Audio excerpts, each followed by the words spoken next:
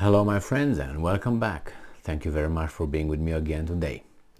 It seems like the American troops from Syria were again under attack, and who attacked them, it's maybe unknown, or at least the information they give us is ambiguous.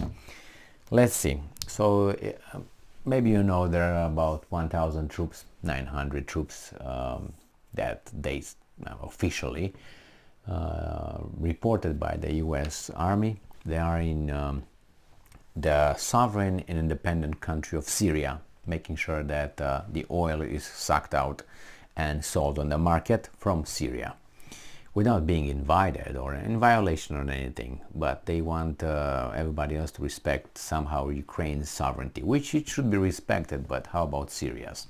Oh, here is us doing it, over there is someone else doing it. I got it. So this article comes from Sputnik.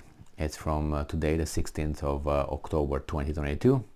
Rockets rain down on US base sitting on top of Syria's biggest oil field.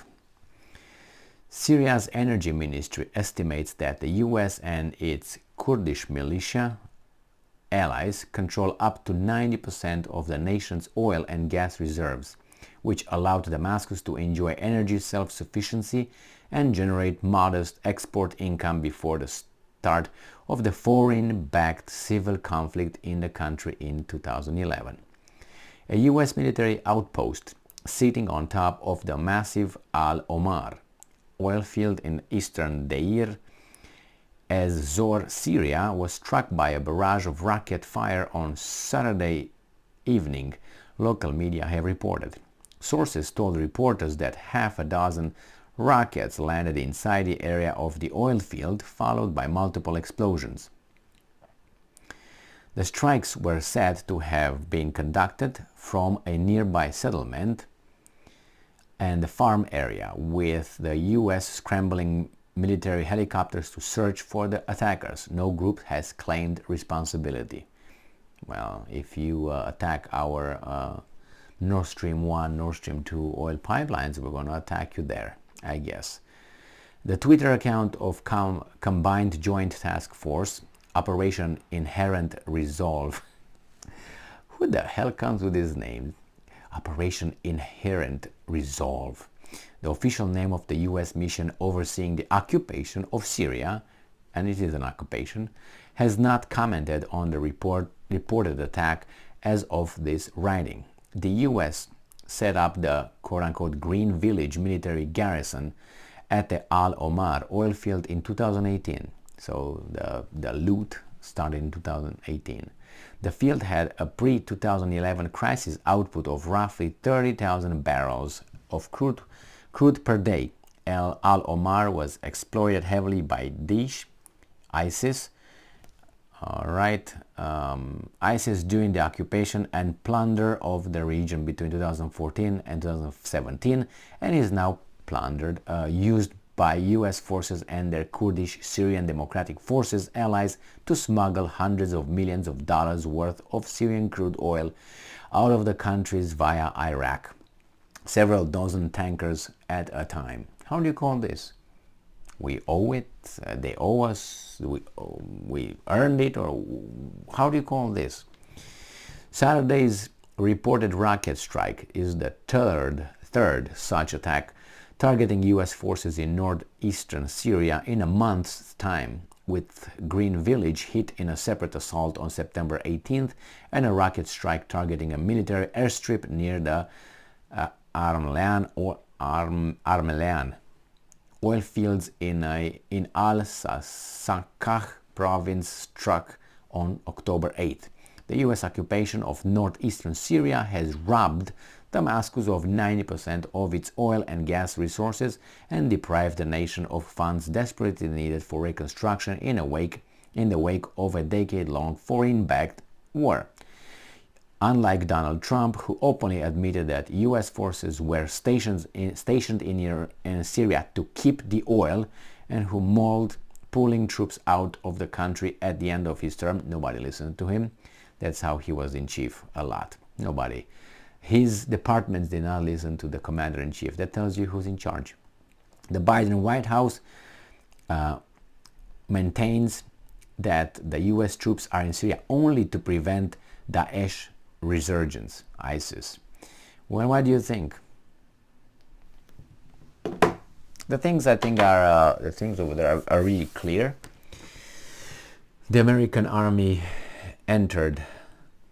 landed in Syria without the permission of a sovereign, legitimate leadership, which is Assad, Bashar al-Assad's regime, kingdom, kingship, whatever you want to call him. I don't think it's just he's the president, so I don't think it's a kingdom. I know it's not. So because he's the president, but I don't know how democratically elected he was. I think he was, because I know there are elections over there. Anyway, he was the legitimate ruler, let's put it this way, and his government. They didn't invite the United States, they invited Russia and I think Iran. Then they said Iran can leave, they left, but they kept the Russians, they allowed. This is how it works in an international law-based community, which the Americans are trying to tell us that it should be implemented. But they do not follow under the rules. They landed in Syria, they did what they wanted, and they stayed. They were uninvited, that's an invasion of a sovereign state. There was an internal war, none of your business what happens over there. Imagine something happens here in Detroit, let's say, or Chicago, and all of a sudden China lands over there and stays there. I don't think so, right? That would be outrageous. First, they wouldn't be able, but let's say if they are, would everybody will be, yeah, it's okay, let them be over there. Maybe they get some oil in the meantime from Chicago. All right, so those guys remained over there, and what's going on right now is looting. That's what it is. But zip it, because it's us. And that's why when I hear them talking about Russia invading, the thing is, what's surprising is that nobody gives a damn about that in the United Nations. Nobody. And it's in front of everybody. They all know. So when they vote for the resolution to condemn the referenda, the resolution for this criminal of war, they invaded, blah, blah, blah, blah. It's even worse than what's going on in Syria, if you ask me, because in Syria there's no Americans but the military. In Ukraine there are Russians. Besides, certain territories are Russian, as some are Romanians, as some are claimed by Hungary, were Hungarian, some are bought by Poland. That's history is not me saying that. The evidence is over there. I'm sorry, it is. Crimea was given from some people, who are those, to Ukraine. When? In 54 or whatever, by Khrushchev. What do you mean? You take it from these people, you give it to the other people? What is that? Just an example. Okay, so Russia has more legitimacy to be in Ukraine than the United States has to be in Syria, if you just go by that. And including Russia is not over there, directly because of the implicated in sucking the resources. It's true that Donbass is a rich region, but it's not. That's the main point. I mean, it could be part of it, but in Syria, to do what? I mean, really, ISIS came out of what? Who helped that what to be into being? I mean, if you go like that, you get exactly back to the same guys who actually started the so-called revolution and civil war in Syria. And they're the same guys. It's unbelievable. It's unbelievable. You just need to do a little bit of clicks over there on your telephone and just have a little memory, just an intellectual effort, small one, and you're gonna get it. You don't have to be too, oh my God, I don't understand. It's not something like that. It's obvious, it's clear, it's right there. Just their presence over there. Okay, let's say the Americans are over there to take care of stuff. Why don't they take care of stuff and give it to Syria? That's a legitimate government over there, recognized by United Nations. What are you talking about? You don't recognize the government? That's your problem. You're not United Nations, are you?